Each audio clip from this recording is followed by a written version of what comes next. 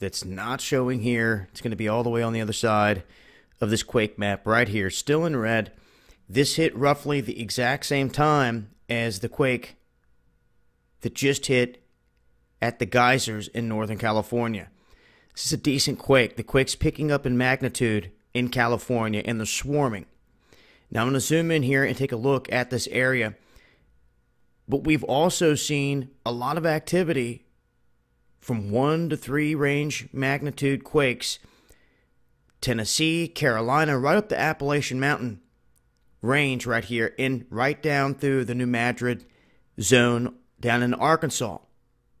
Missouri, Illinois, Kentucky, Tennessee, down in Arkansas, all getting pinged with little quakes. Now, what's also interesting is there has been a big swarm that I covered in a separate video going on at Mount St. Helens. Underground, they are saying it is definitely magma on the move and that this is an active volcano. But you go to the quake maps, even USGS, they're going to show you hardly anything going on there. You have to go to their specific charts, just like Yellowstone has their own graphs, and then you will see the swarming that's been going on. Now, this quake map has been doing a better job of updating with smaller quakes. You can see here it has a 0.5 listed, so they are trying to track the smaller ones because they know that the swarms are of importance and trying to get a good beat on what's happening. You can see some of the normal Southern California activity there, but I also want to make note of a magnitude, might as well call it a 4, only a few points off there, Templeton, California, only 5 hours ago, and it has been followed by a swarm in that area as well. Not as powerful as the 5 that just struck up here, but what's interesting also about this is it hit back in the geysers area, and we're going to take a look at this. There was a foreshock of 2.5 that hit, and with all the 2 to 3 magnitude quakes that pop off in California, there's no telling which one could ever be a foreshock. But at this point, this 5 magnitude quake struck at roughly the same time the quakes did in the Solomon Islands. What is important about this is that the last time a big quake struck in the Solomon Islands, over 7, that's when the big quake struck and hit the Juan de Fuca right here.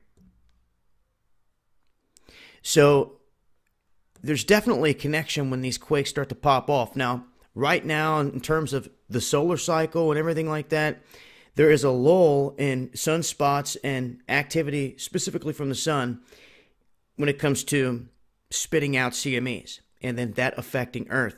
Now, we are right around the phase of a full moon. Let's not forget that. That has play here in what's happening. Now, in another video, I talked about this ground level event that just took place at the South Pole. They have no clue what caused it.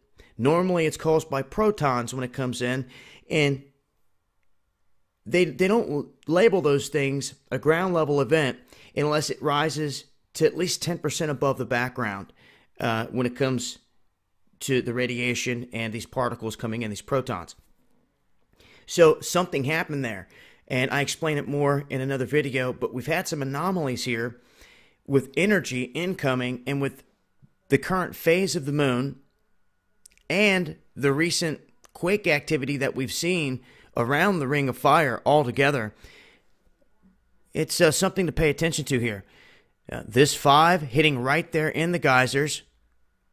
And when you zoom in here, we talk about the fracking, we've talked about Oklahoma. And right now, if you look at Oklahoma, it's going to seem like it's quiet because so many other quakes have popped off on this map.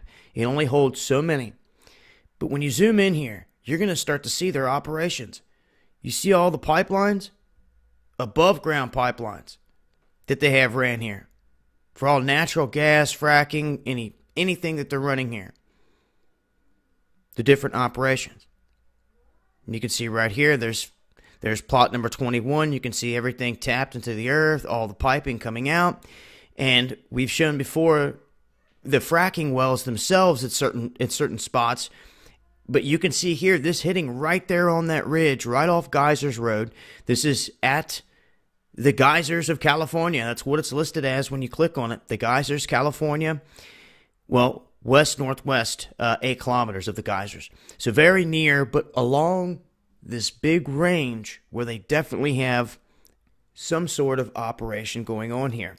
Now, we've seen in Oklahoma, with the quakes getting larger and larger, they have stated that, yes, the fracking and the injecting of this water back into the earth is causing these quakes. And not only that, the EPA just acknowledged, couldn't believe this, that it was affecting the groundwater, which is big time.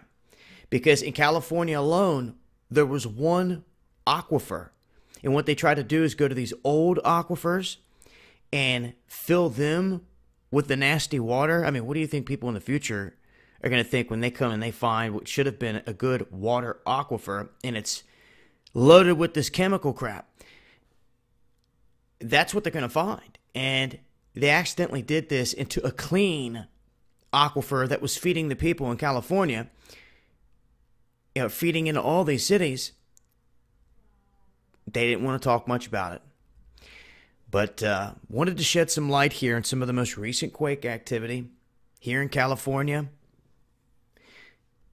Like I said, we've also witnessed a swarm. There's a story here. I did a separate piece on what's